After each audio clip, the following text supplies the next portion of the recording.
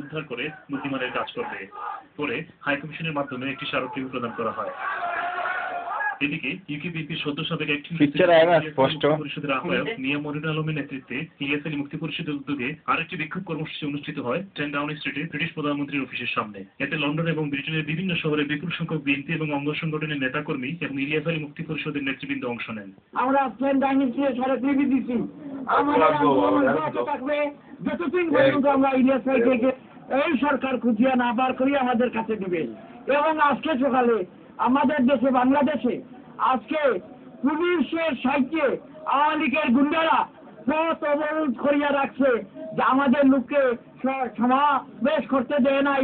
বিক্ষোভ সমাবেশে আরো বক্তব্য রাখেন বিএনপি নেতা শাইস্তা চৌধুরী, তৈমুস আলী, আবুল কালাম আজাদ, শরীফুজ্জামান চৌধুরী, তপন, সিরাজ আলী, মুক্তি পরিষদের সদস্য ডক্টর মুজিবুর রহমান। এ সময় ব্রিটিশ প্রধানমন্ত্রী বরাবরে মুক্তি পরিষদ এবং বিএনপির পক্ষ থেকে পৃথক পৃথক স্মারকলিপি প্রদান করা হয়। অবিলম্বে সকল পুলিশ নিপীড়ন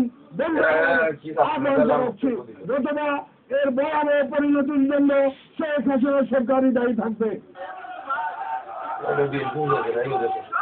Mohammad Zubair, channel news, London. অবশেষে সংসদ সদস্য পদ থেকে পদত্যাগ করেছেন